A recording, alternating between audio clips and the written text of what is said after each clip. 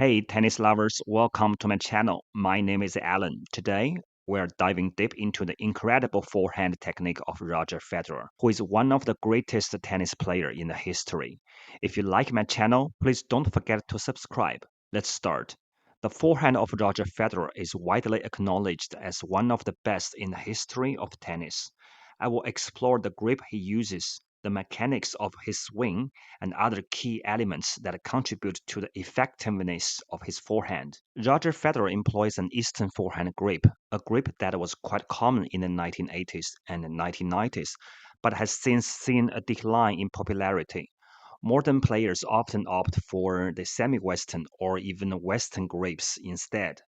The Eastern forehand grip positions the index knuckle of the palm of your hand on bevel number 3, allowing the racket face to remain more open towards the target. This grip enables Federer to flatten his shots compared to players who use more extreme grips. A Western grip, for instance, keeps the racket strings closed for longer through the contact zone, making it easier to generate topspin, but harder to flatten the shot. Federer's grip allows him to hit through the court more effectively while also producing heavy topspin when needed. In the preparation phase of his forehand, Federer starts with his Eastern grip, holding the throat of the racket with his non-dominant hand. This ensures that the weight of the racket is balanced in the left hand, allowing the right hand to stay relaxed. The preparatory work done by the left hand also initiates the crucial shoulder turn or unit turn, storing energy in the trunk and core muscles. When Federer sees the ball coming towards his forehand, his first move is to coil upper body using the unit turn, effectively storing power in his trunk and core. This coiling takes him to about 3 o'clock in the cloud's face analogy, where 12 o'clock is directly in front of him.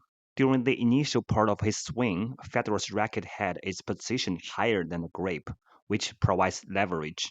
This setup allows him space to accelerate the racket without having to lift his arm too high, enabling a compact swing. Federer's racket face typically points towards the court at the start of his swing, thanks to his Eastern forehand grip. Players using semi-Western or Western grip often find their racket face pointing to the side of the court instead. As the swing progresses, Federer drops the racket head into what's commonly known as the paddle dog position. Here, his racket head is down and the strings are slightly closed, setting him up to generate a heavy topspin if needed. This flexibility in his swing mechanics gives Federer the option to adjust amount of spin depending on the shot he wants to execute. One of the most significant aspects of Federer's forehand is his ability to create a substantial racket lag. As he swings towards the ball, his racket head lags behind his hind and grip, allowing for increased racket head speed at contact. This is made possible by Federer's flexible wrist and arm, enabling a greater range of motion. Federer's flexibility plays a crucial role in generating such a pronounced racket lag. If he were stiff or tight, achieving this range of motion would be impossible, limiting the effectiveness of his stroke. At the contact point, Federer focuses intently on the ball, ensuring he tracks it from its bounce to its contact with the strings. While it's nearly impossible to see the ball hit the strings at high speeds, following the ball up to the point of contact allows Federer to achieve cleaner, more precise shots. The follow-through also varies in its finishing position, sometimes across the chest, sometimes over the shoulder, or even slightly lower, depending on the shot's height and intention. Federer's follow-through varies depending on his shot's intended outcome.